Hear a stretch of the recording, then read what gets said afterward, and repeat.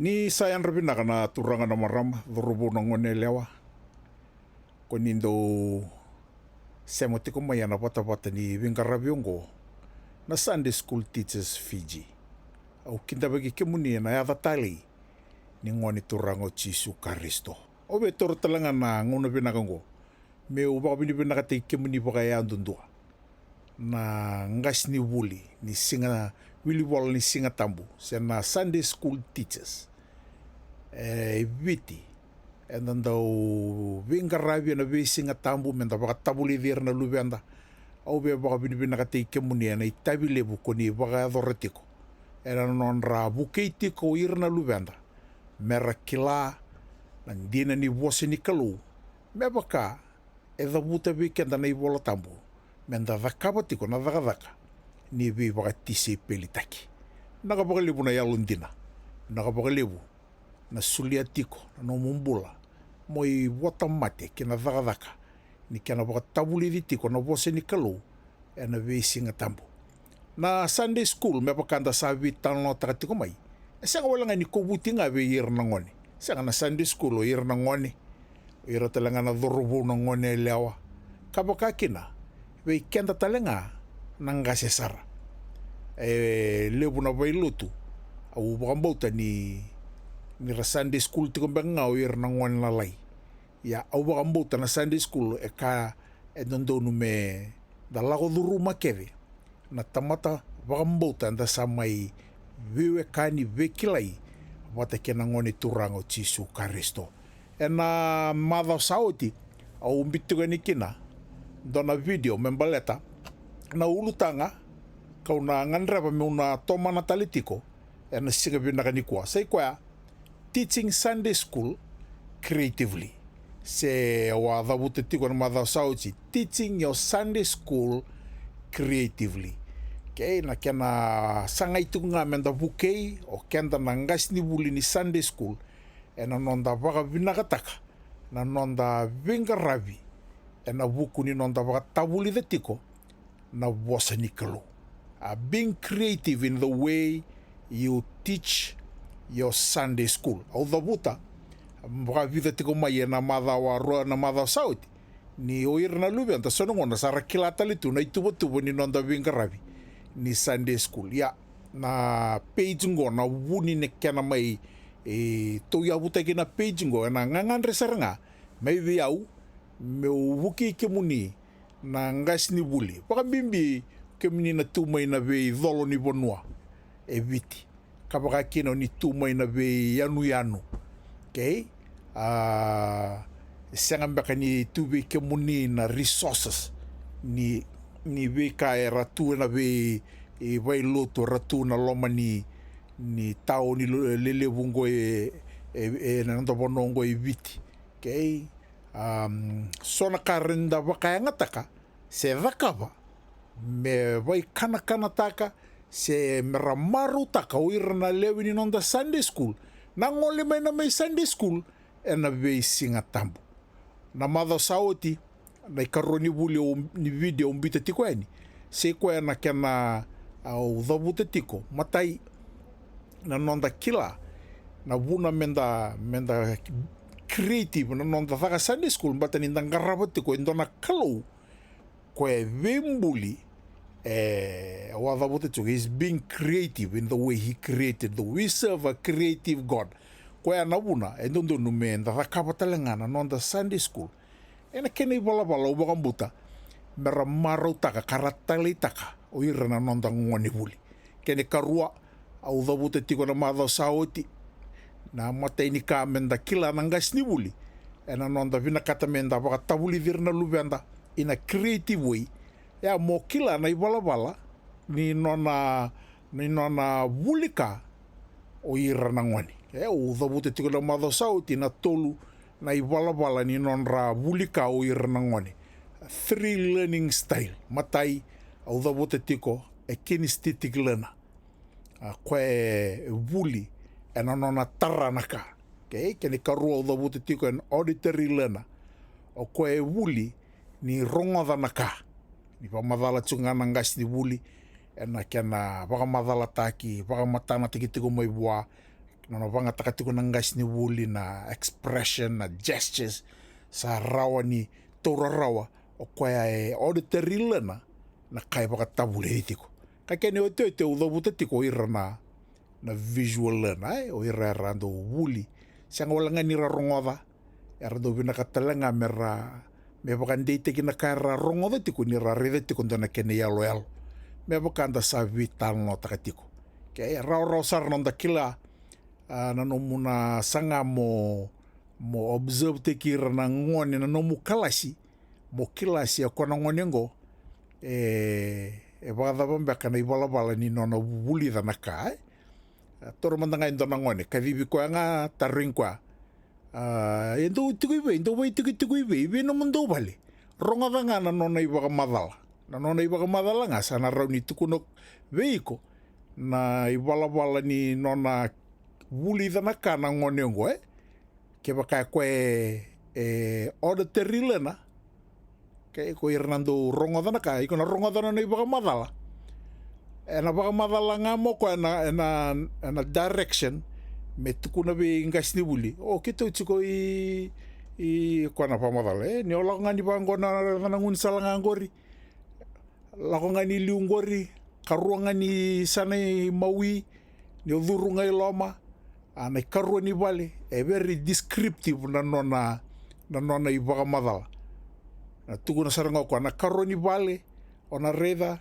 ya saranga na vale kito bai tiku kina ya ke baka tuku na be indua na visual lana o ko na baka reitale alo takatu na buno chicken rtu vale ana tuku no ko klani ola ngani klana sto ko na sto lebu ko chugo ya kandam dam picture teka chiko ko na nona baka sama na nona ibaka madala iyo na vale nga na karonga ni nguni sala na sani mawi ni udhuri loma reda na vuni mango lebu ke na vuni mango saranga ko na mata ndamu ya saranga na nito vale ona reda ni lilitu ya bitu nito mateni vale na kuila ndamu saranga ne batu ya rai baka rete ala taka sarachunga na karatuku netiko ya sarino kila na ngonengo visual lana na auditory lana ko na baka madalanga yo ko visual lana ko na tuna saranga na roka ni bale ra saranga ni rinta ko viko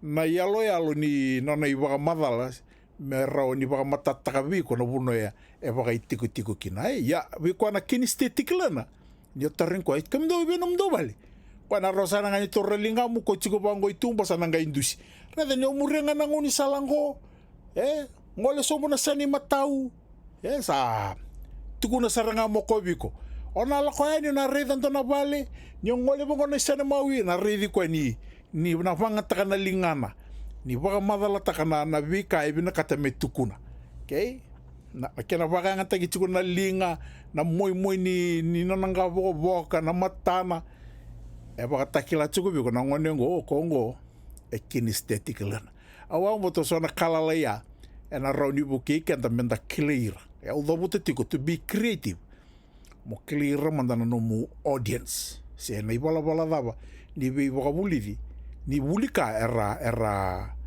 ndo talita nyosa kila na learning style sana ngai raw bi kenta mangas ni buli menda le vakabo mai na nonda teaching style na daba na daba so tina ka me kubuti tiko se moda kaba ndo na ngoni kalasi me sotavi ke vikina na non rangangandri se na non rawa vala ni bulika o ira na lewe ni non da kalasi ni kuwa na bioka ni ona toma na taletunga na non da buli ni kuwa una bosetiko na ulu tangango creativity in singing ke na Bible memorization o veda buta bika na bata ni o vina kata me do rosanga bulu chunga na miniti do na segment ni wuli ya uno tobole mandanga motor na number 2 ke na number 2 na wuli kataraba na nanga rede chunga ne kina na number 3 ke na number ba o veda buta bika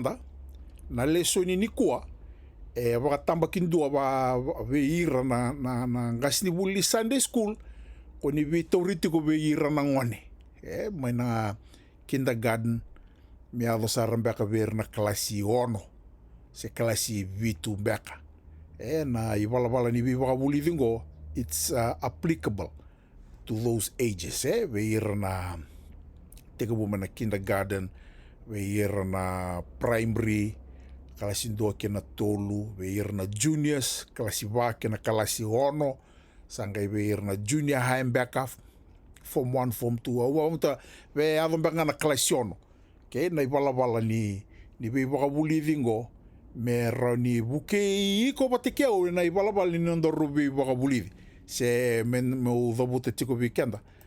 Ya me rao kina viko patikeo men doru baka tabuli da nandoru Sunday school in a creative way. Na keni matai ni kaenda na buli da na sigabi na kani kwa. Say kwa being creative in the way we sing songs, creativity, song that we sing. Okay? Lebu nango na santando ula ko ngayon na Sunday school. Okay. Domanda na sere sa langasar na sere. Okay, ronga da elebu tu na iwala-wala ni kena langati na sere na ngoni Sunday school. Au sini kai ni da na iwala-wala ni langasere na sa ka botsingo ni kwa. Ranyo banga taka na ukulele mendo langasere kina ndo langata na sere. Ranyo banga taki na gita. Okay, ranyo banga taki na keyboard lay bir na ngone. Me roti ranga na lomanga ni non rakalasi. Okay? Senga wale nga ya na nonda kota mai na yalo. Okay? Baka anda reda chuko ni yalo ngori. Kota mai na pictorial song me barita ki bir nangone me rangai langa muri iko nangas ni buli. Na mu barita ka tiko na yalo wata kenanganga ni sere. Moningai langa patatiko ke irna ngone lalai ke ngoso na iwala-wala ni nonda langa sere ke baka senga sana bakatiko nga na iwala-wala ni langa sere ndando baka doratu awarongo dando ni talanoa enando nangona ni dabuti bango ni sona ngone ra Sunday school ti ngai tuko nongas ni buli renda langa mandona sere ngai tuko na bango ndona sara labilinga sarna ngone sama ni ndingia sarenda ngone ndambiti ko memuri ongas ni buli dorbo na sere daba tu na sarme ngone Jesu sawe kandandina changai wir ngone rat ndambiti ko lu bakame rakilani has no na sere ken salanga tunga sama to weekend na langa gai viso tanga baka totolo na baka sama kono ngone ya to no ka teacher me Jesu sawe kandandina ia me rege nga bakaleilai na wei wala ni langa sere au sini kami tu sa langa rege ya au kai tiko mena mother sauti o irna lubi anda sa chiko na ngonongo ke sa advance sa chiko na wala ni kara saraba rongo da reida ke kwa me nda baka adora na sona ka me very creative na nonda langa to sona sere na ngoni Sunday school ronga ni ruanga na sere ke doanga langati wanga tagi kina ne ya ni bakatangi dor ni baka nga tagi kina na yalo andona keni bala ke mdo daka vai lotu sei kwa na kana on play take me na screen ni video na sere bate ke na kana nganga ni sere ke na matana kima minge indo baka murmurianga na ngona ni songo ne andona kene baka retaki o ngandre memenda na reda manda na mataka binaka ni kwa.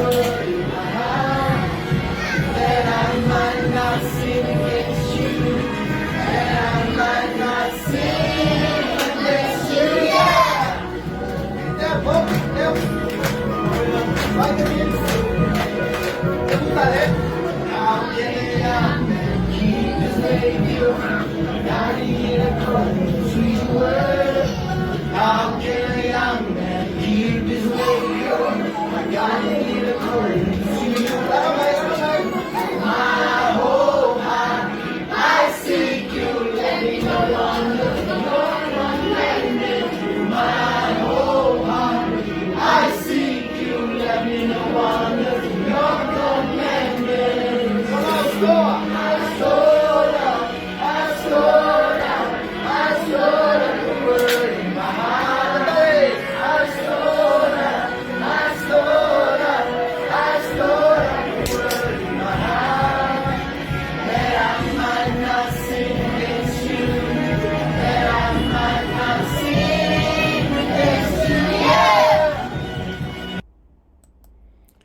so na kena iwala ni langa sere, okay? Being creative in the songs that we sing. Okay, rani pliting nga maindo na sere, rangai baka murmure na ngangana, siya na kena imoi me baka anda sarabatiko, na video ya. So na iwala rani ndapangata ka nangoni Sunday school, siya rano talangan ni ndapaka ngata ka nangoni ni Children's Church. Au ni udhabuta tiko nga ukilabi keta na bailutu nda tuisuba. Na vi tau ni lelebu, lau toka inandi, kwa enda access to na vi kava ka liba. Au kila ni bunga vi kenda nda sa baka ngata katiko na kena iwala baka ya. Baka kena vi kenda na tumai baka na koro. Kia baka o warongo tiko mbeka mai, na kabi ni kua, o vinakata iso na video ni sere baka ungo. Ola ko tiko mbeka mai suba. And then do sa chikum baka na mdo screen me na koro, ndo baka ngata. O tungango nungu bali nandera.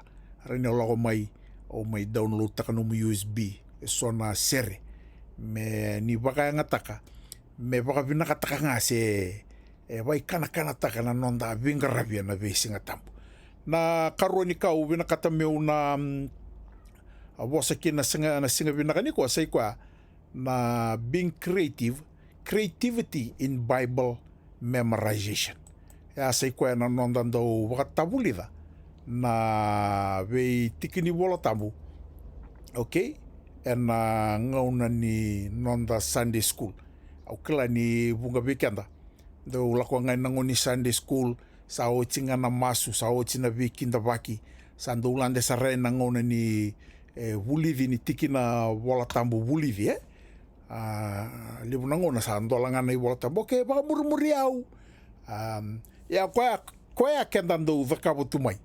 Okay, au talanga nangono tigabu vingarabi kina baka ngas ni buli Sunday school au ndo banga takatalitunga meratunga baka muri au mayana na singile buni kwa meu turanga kina boni nonda buli au na bina kata mona baka takilati ko isona kena ibala era ni buki kenda na ngas ni buli me ramaro takakina na buli na ngoni buli na tikini bola tambu buli dia na ngauna ni Sunday school ndongo say kwa na scripture challenge. Okay, na ibala balongo. Okay, na kena baka ngata kina papaloloa say flannel board, overhead projector. Okay, na Vanguard sheet. Okay.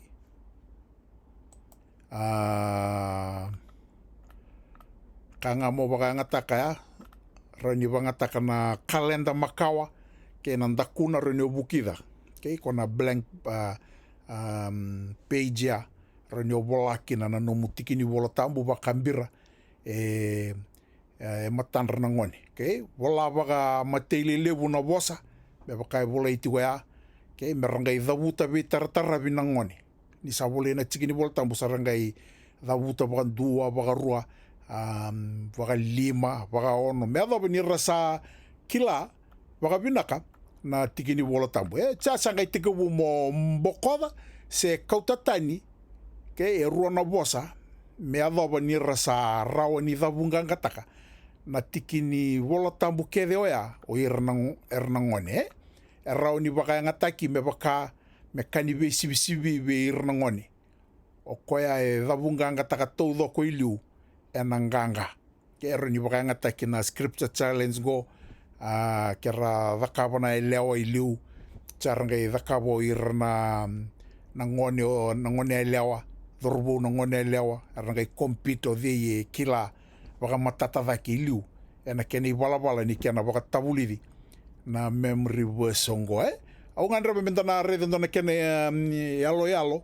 merauninda bukikina se mendangai turra baka matata na kena baka ngataki na scripture challenge na kena baka tabulidi na tikini bola tambu se tikina bulidi enandona singa tambu na matai ni wala ni buli anda na bulidi ni kwa sai kwa na scripture challenge bola baka matata na tikini bola tambu enandua na Vanguard sheet Pakatarir nangone merawili kabata na tikini bola tambongo mea dhava ni rasa rawa ni dhavunganga taka.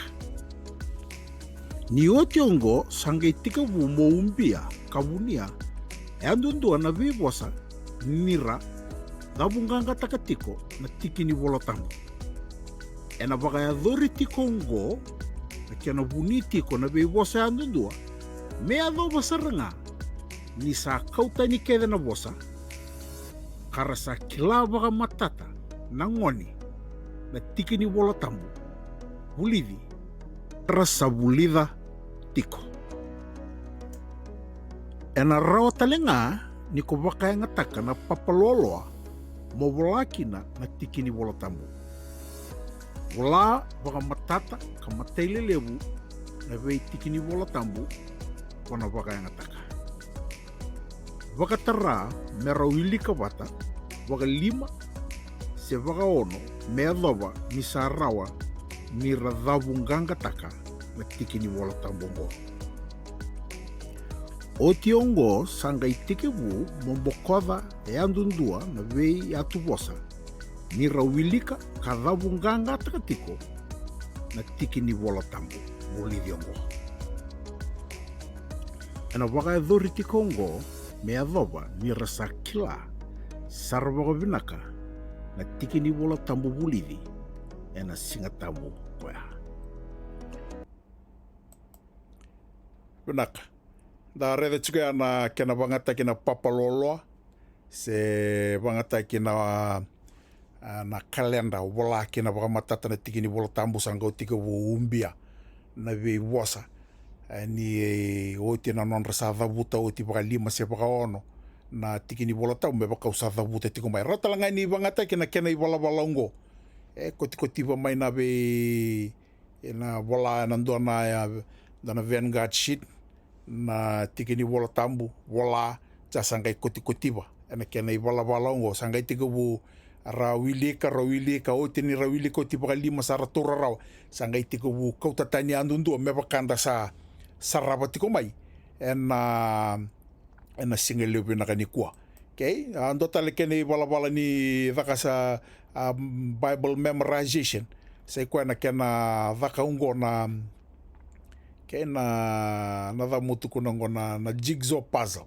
Okay, ngo ndo na kena i vala ero ni ravuli talenga kina nangoni na memory verse ena ndo na singatambu ena buke ira me vola ngana tiki ni volotambu sanga onro ni taka na be laini wa me baka na jigsaw sanga kochiva sanga sere kamai sanga unjumble te kira sanga tukuni bira na timi davanga totolo na tuvana na tiki ni volotambu ngo nanganga na singa benaka ni ko sa ochinon ra tuvana vata saranga i vulida na tiki ni volotambu biokani elako bata tiko na vuli kena non ra maru taka tiko na ka era dakava ke ena vuki retiko ena non ra vaka Bible memorization ke weekend na ngas ni vuli ongo sona keni vala rawa ni da vuki kina ena non da vi vaka tavulivi ke indotale na keni vala sai koya au mbita chikongo se koya na clothesline scripture okay me bakana yalalo nda rede chikongo re na video okay ongo na kena ngo bakana baka lili sulu banga taigi kena wani sulu na pini kena sulu me lili kina na ve tikini volotambu bakanga mai dake ko sa davuta oti me radavuta baka vitartarayo baka limo baka onongo ne adabni rasakila sangai tikabu luba andundua na ve sulu ngor sana ve tikini volotambu ngor me adaba saranga ni rasa rao ni davunganga taka o irana ngone na tikini volotambu era vulida tiko ni resara mandana kena video na kena ibakarita kingo na ikatulu ni vala ni kena vakatavulidi tikini volotambu vulidi sai koya na close line scripture kona ngandreva indona wa ni vakalili sulu kena so na pini ni sulu Kotiva e sona tiki ni pepa ena shape ni taru se singaleti stokini kabulaki na wakamatata na tiki ni wola tambu dingitaki ena singa tambu koya. Wakalilinga ena wani sulu e matandra na ngone. Wakatarir na ngone me rawili kawata na tiki ni wola tambongo me adaba ni rasa rawa ni dhabunganga taka. Ni saandei ka matata ve ira na ngone na tiki ni wola tambu. Teki wudhokia e andundua mai sulu mai na wani sulu. Me wakadhori tikongo me adaba ni rasa dhabunganga taka rawa ka kila na nonra tikina pulili. Se koea, sa luwa ti o ti kevenga na isulu me na wani isulu, sa arna kila talenga na ngoni, na dhabunganga taka na nonra tikini wola tambu, ena singa tambu ea. Okay, ndo tale na keni wala, se koea na balloon method, me baka enda reida tikongori. Ngona kena baka ngata geki na ballooni. Wola ikina na tikini wola tambu, me baka enda reida tikongori. Okay, God is love. 1 John 4:16. Me wola ina tikini wola tambu, ena ballooni, kadhivi, e vida na ngone, me ramai taura na ballooni. Okay, me rangai dhavuta tiko na ngone, me adhava, ni sa kaya na ngasni wuli me sa rota. O kwa udhavuta tiko me dhake. Rani radhavuta baka lima se baka ono. God is love.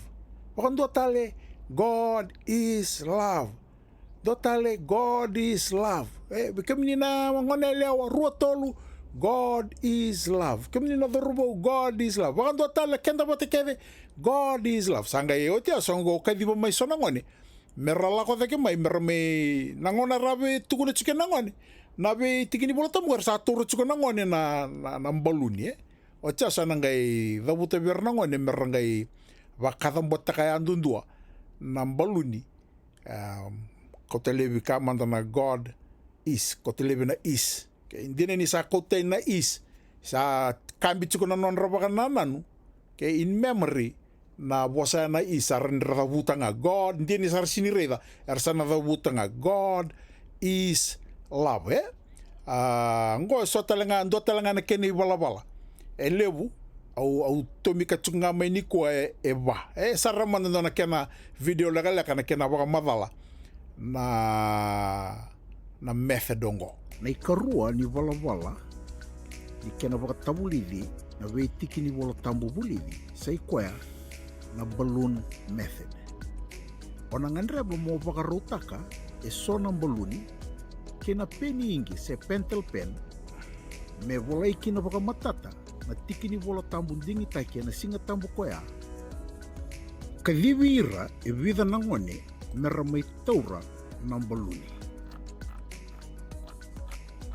Wakatarir ng ngone merawili kawata na tiki ni wala tambongo me adaba ni rasa rawa ni dhabunggang kataka. Ni saandei kamatata ve ira ng ngone na tiki ni wala tambu me nga imbiutani se wakadambote taki ng baluni. Me na wakadambote taki andundua tiko ng baluni me adhoba sara ni rasakila se dhabunganga taka na tiki ni wala tambu.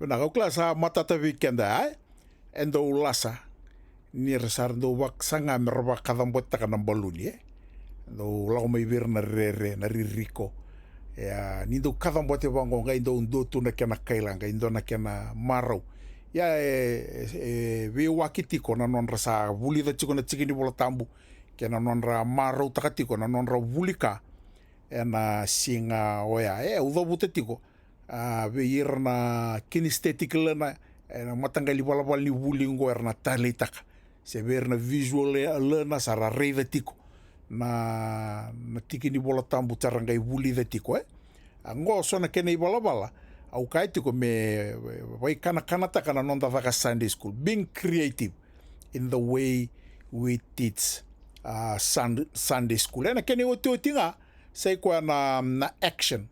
Okay, action memorization. Ongo na kena tukuninga na tikini bola tambunga yo rakava ngau iko ndana kena matana mbuli.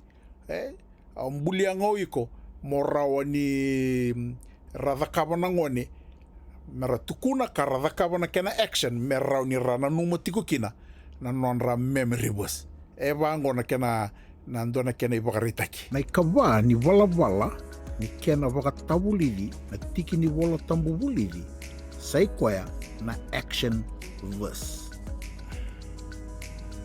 Wala baka matata na tiki ni wala tambu ko ve baka yang ataka na singa tambongo. Baka tarir na ngone merawili kabata na tiki ni wala tambongo me adoba ni rasa rawa ni dabungang kataka. Ni Sunday ka matata ve ira na ngone na tiki ni wala tambu merangai baka tabulili mera baka matanataka na tiki ni wala tambu. Dona bosa dua na matana. Ongo en dua na kena ibaka reitaki. Zabuta bateke yau.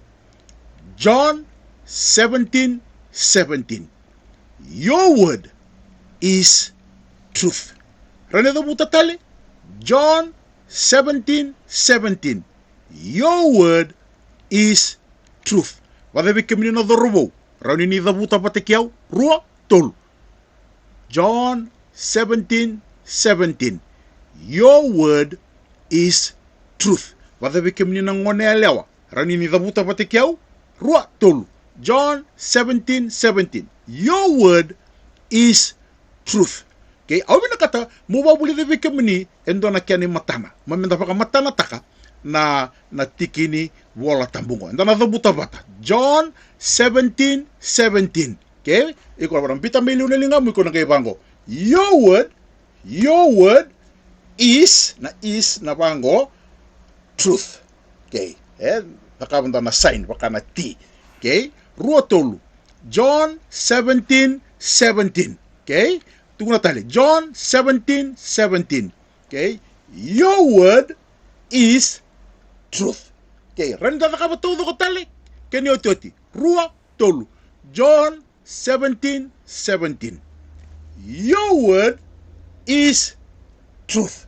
Ena singa ni ko rongone ni ovi ngola kitiko ni ovuki vendua se orebe no muta se no muna tugona vi kwa. John 17:17. Your word is truth. Na baka le rongone. Amen. Yana kene yo toti. Okay, na action verse. Verto na ibalabala ni kana buli na tiki ni wala tambu se na Bible memorization. Awambo tani naroni buki kenda. Nangas ni buli ana nonda visutaka na nonda ibalabala ni nonda baka tabulida na tiki ni wala tambu na vi singatam. Okay, singatam ngora ni bangataka na baluni. Mava mengora ni baka ngataka na baka lilisulu.